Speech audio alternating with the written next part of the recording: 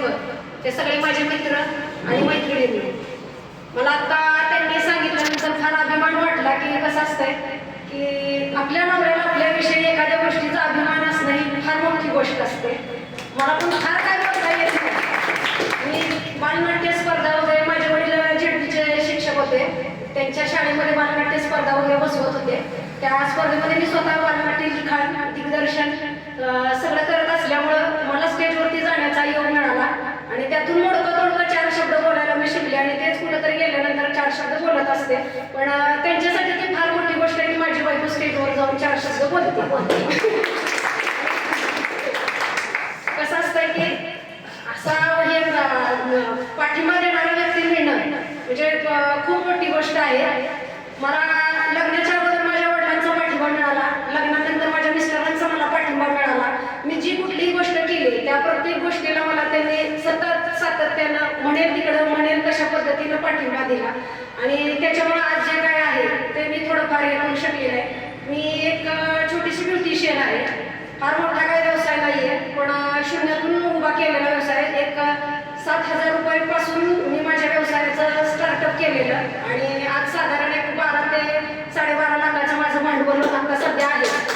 आणि हे सगळं करण्याच्या ह्याच्यामागे मला माझ्या मिस्टरांचा खूप मोठा सपोर्ट आहे. जिथं ज्या ज्या गोष्टी लागल्या तिथं त्यांनी उभं राहून मला त्या गोष्टीला सपोर्ट केलेला आहे.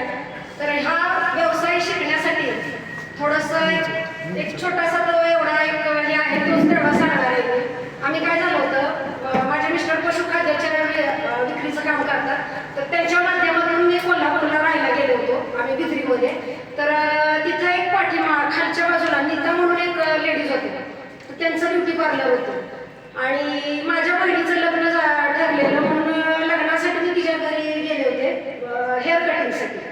तर हेअर कटिंगला गेल्यानंतर काय झालं, मी तिथं बसले होते तर एक लेडीज आल्या होत्या आयब्रोज बनवण्यासाठी. तर त्यांनी 10 रुपये घेतले आणि माझे केस लेवल करायचे होते तर त्याचे त्यांनी माझ्याकडून 15 रुपये घेतले. तर सहज बसल्या बसल्या मी एक असा विचार केला की त्यावेळी शेतात काम करायला 25 रुपये हजेरी होते. तर माझ्या समोर त्या लेडीजनं 15 ते 20 मिनिटांमध्ये 25 रुपये कमवले.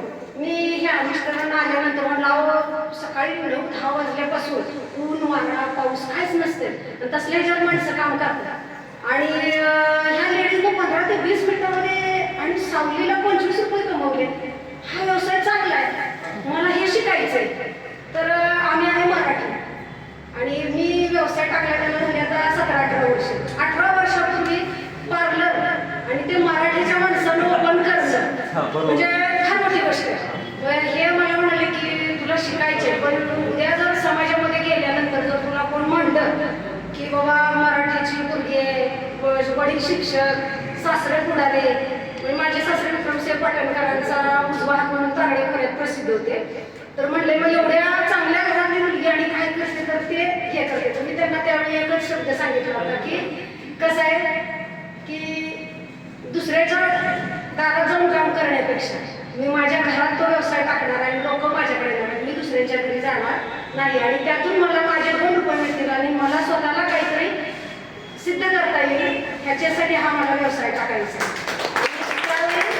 म्हणजे पार्लर ह्या विषयाकडे बघण्याचा दृष्टिकोन होता की पार्लर म्हणजे नव्हेचा धंदा आणि एक मराठीची लेडीज तो व्यवसाय करते तेच म्हणजे. आणि त्यावेळी मला यांनी चांगल्या पद्धतीनं सपोर्ट केला आणि त्यातून थोडंफार हे करत गेले आणि आज मी या ठिकाणी स्वतःला तुमच्या सगळ्यांच्या समोर उभं राहून